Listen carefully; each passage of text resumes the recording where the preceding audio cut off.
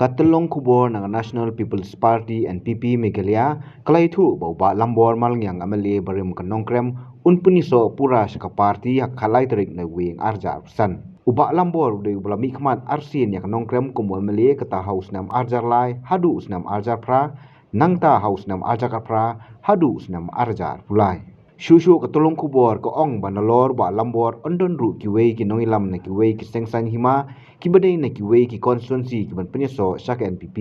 Kuman syukudo ba lambor bla job ningkong ye election namali house nam arjar lai na kakun new trap national awakening movement khnam bat sarem no hak election amali arjar pra ba arden mila basemoy ubay kun bat job na United Democratic Party UDP hakate kapor. Uba lambor la yakun biang hak election MLA arjar khalai naka Congress senrei la sapen liam biang hauba arden mila basemoy bat yakun pat naka Hill State People's Democratic Party HSPDP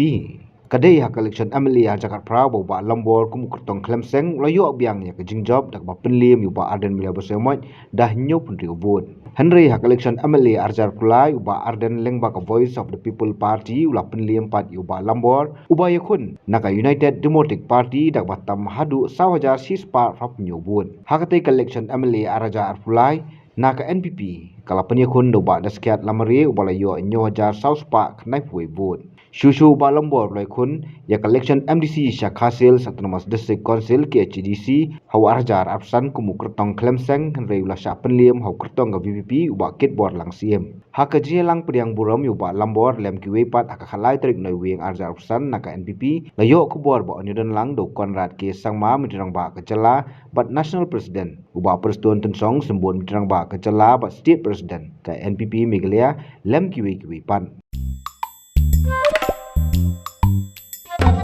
Habatin, pej bahagi ki shop plus F. Ka plus F? Hakabam bangibam dunaki eki batte ye kamet. Namar kata habathiru atau khau kamlu ka umpnyang kadut pej ya ka shop plus F haka jingsom. Yaki nutrient kumki vitamin bat ka ayan la icon diat bat ka bathau bha kam kta ka dur jingki marbam ka jingma lani ka rukom shed yaki. Balehi banai kita. Kadon ka we ka jing mentoy ba kongsan. Ka kot ka kia.